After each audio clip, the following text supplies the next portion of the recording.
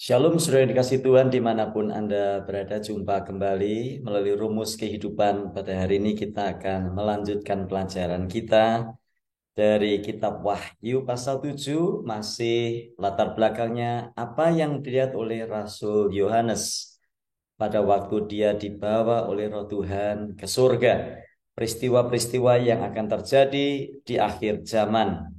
Dan hari ini kita sampai pada pelajaran Wahyu pasal 7 ayat 13 hingga ayat yang ke-15 yang sekali lagi membahas tentang orang-orang yang berjubah putih. Demikian firman Tuhan ayat 13 mulai, dan seorang dari antara tua-tua itu berkata kepadaku, siapakah mereka yang memakai jubah putih itu?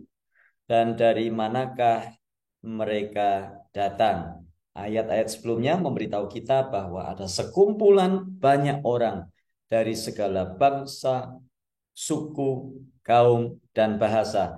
Dan mereka mengenakan jubah putih dan mereka menghadap kepada tahta itu dan kepada anak domba. Dan seorang dari antara tua-tua itu, kalau kita membaca latar belakangnya, ada 4 tua-tua. Seorang dari antara tua-tua itu berkata kepada Yohanes pada waktu itu, siapakah mereka yang memakai jubah putih itu, dan dari manakah mereka datang? Maka kataku kepadanya, Tuanku, Tuhan mengetahuinya.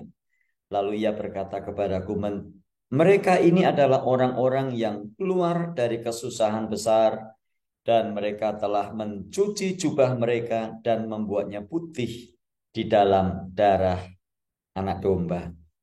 Karena itu, mereka berdiri di hadapan tahta Allah dan melayani Dia siang malam di bait sucinya. Dan Ia yang duduk di atas tahta itu akan membentangkan kemahnya di atas mereka. Nah, kita melihat di sini bahwa salah seorang tua-tua di sorga bertanya kepada Rasul Yohanes, siapa mereka? Orang banyak yang tidak terhitung banyaknya. Mereka yang berjubah putih, dan secara spesifik ditanyakan oleh tua-tua ini kepada Rasul Yohanes, dari mana mereka berasal? Nah, ini adalah pertanyaan bukan karena yang bertanya tidak tahu. Pertanyaan ini adalah pertanyaan yang diajukan karena pada kenyataannya yang bertanya sudah tahu jawabannya.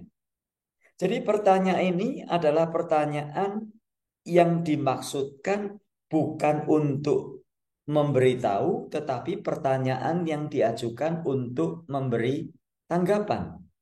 Pertanyaannya, kenapa tua-tua ini bertanya kepada Yohanes, siapa mereka?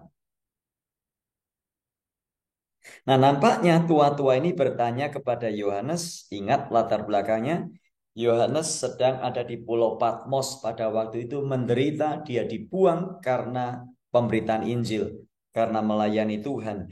Dan nampaknya tua-tua itu bertanya kepada Yohanes, dia fokus kepada mereka yang sudah menang, mereka yang keluar dari kesusahan besar, mereka yang keluar dari tribulasi, mereka yang keluar dari masa kesesakan. Dan oleh karenanya tua-tua ini ingin bertanya kepada Yohanes, sekali lagi bukan untuk bertanya karena tidak tahu, tetapi bertanya supaya Yohanes memberi tanggapan. Supaya melalui tanggapan itu, Yohanes bisa belajar bahwa dia harus bertahan walaupun harus melewati penderitaan, kesulitan, kesusahan di Pulau Patmos sebagai hasil dari pemberitaan Injilnya, sebagai hasil dari pelayanannya. Dia harus bertahan, karena kalau dia bertahan dan dia menang, maka dia dikatakan di situ ada banyak sekali yang terjadi dengan orang-orang yang menang ini. Sekali lagi, mereka mendapatkan kehormatan dari Tuhan. Dikatakan mereka mengenakan jubah putih, lalu mereka berdiri di hadapan tahta Allah dan mereka melayani Dia siang malam di bait sucinya. Luar biasa. Boleh berada di hadapan Allah saja sudah luar biasa. Apalagi boleh melayani di dalam bait sucinya. Nah, Yohanes dan banyak orang percaya lainnya menderita penganiayaan pada abad pertama.